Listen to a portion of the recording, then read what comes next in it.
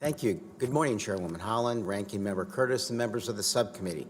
Thank you for inviting me to address you this morning considering H.R. 4236, the Reducing Waste in National Parks Act, which would help address the serious problems of plastic waste from single-use plastic water bottles solely in America's most pristine natural places. According to the EPA, about 70% of plastic water bottles are not recycled and end up in landfills, lakes, streams, oceans, or just on the ground. In our parks, this means that single-use plastic bottles are collecting on trails and remote areas like the bottom of the Grand Canyon, degrading the environment and endangering wildlife. In the past, the National Park Service has been a visible leader on sustainability. In 2011, the NPS directed individual parks to increase their efforts to recycle and reduce waste, including banning the sale of single-use plastic water bottles where possible.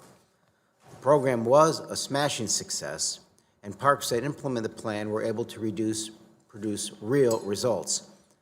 Zion National Park in Utah was able to eliminate the sale of over 60,000 plastic water bottles, or 5,000 pounds of waste, by stocking affordable, reusable water bottles in their concessions and installing reusable bottle filling stations to address hydration issues.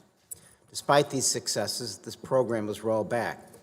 My bill would simply reinstate the program and give regional directors the authority to implement in a way that makes the most sense in their local context.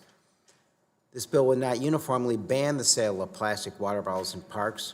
There are park facilities without running water or in harsh environments that may require water be available. It also does not ban plastic bottles for soft drinks or other non-water beverages.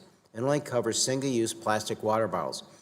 Plastic waste in concessions and near visitor centers is undoubtedly a problem, but is a separate problem that deserves a separate solution.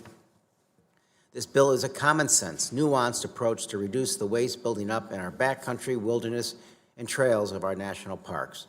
Last September, I traveled to Yellowstone National Park with Chairwoman and a number of our congressional colleagues to learn more about the impacts of climate change on our parks. There, I purchased this bottle for about the same price as a plastic water bottle, but made of aluminum, which is much more easily recyclable. These bottles are great and showcase how easy it would be, and in fact was, for parks and the vendors that provide concessions in them to adapt to this new policy. While I do need to run to another hearing, the Appropriations Committee this morning, I look forward to fielding any questions you may have in writing, and I'm confident that witnesses here today can speak to the urgent need to reestablish this policy. On behalf of myself and the 26 other co-sponsors of this bill, thank you for your time and for holding this hearing today, and I'm hopeful that this bill can earn swift passage through this committee. Thank you again. Thank you very much, Mr.